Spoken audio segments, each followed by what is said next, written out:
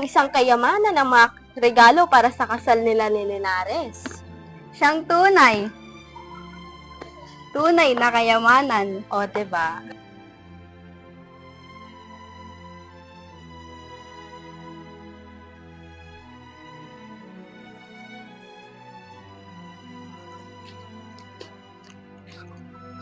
Sino ako? Sino ako? Nagulat ka ba? Hindi mo ba inaasahan ang aking pagdating? Ako'y galing pa sa malayong lalawigan upang masaksihan ng iyong kasal. May nararamdaman ka ba, Maria? Bakit tila ikay namumutla? Nanlalamig ang iyong mga kamay. May sakit ka ba, anak?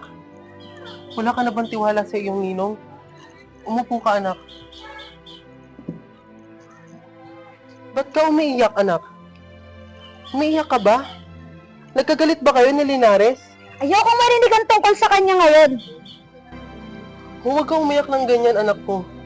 Hindi ko ba ibinigay sa iyo ang lahat? Ayaw mo ba ipagtapat sa akin ang iyong lihim? Nang aking mabatid, ang iyong hinanaing? Mahal pa ba ninyo ako? Batang ito? Kung ganun, tulungan niyo ang aking ama at sirain ninyo ang kasal. Sana mapatawad mo ako sa mga pangakong hindi ko na kayang tuparin. At pinapatawad na rin kita sa mga pangako mong hindi mo natupad sa akin. Isama mo ako, irog ko.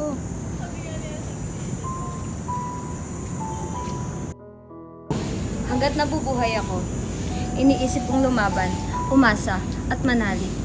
Ibig kong mabuhay upang marinig man lang ang sinasabi tungkol sa kanya.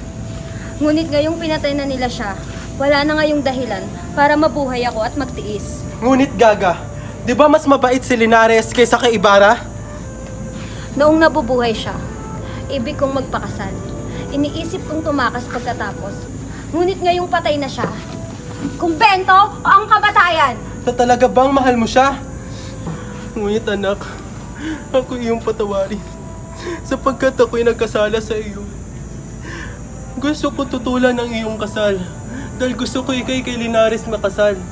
Ngunit naghahangad lamang ako na magandang kinabukasan mo at ang ikikilalagaya mo sa habang buhay. Kung gayon, kung mahal niyo ako, huwag niyo gawing sawing palad habang buhay. Patay na siya! Ibig kong magmadre! Magmamadre? Magmamadre? Pero paano pag may problema ka? Sino ang didinig sa'yo?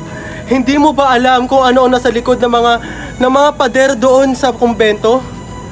Mga padre o mga praile lamang ang makinig sa iyo doon.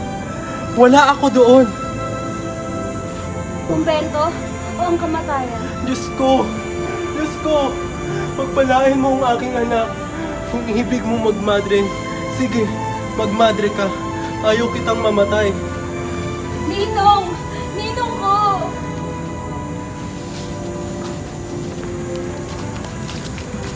Diyos ko! Diyos ko! Talagang humiiral ka. Pero wag mo sanang pabayaan ang aking anak na si Maria Clara. Wag mo siyang idamay sa aking sala. Sa kabanatang ito, makikita natin ang kahalagahan ng pagmamahal sa pamilya at pag-alalay ng sarili para sa kanilang kapakanan.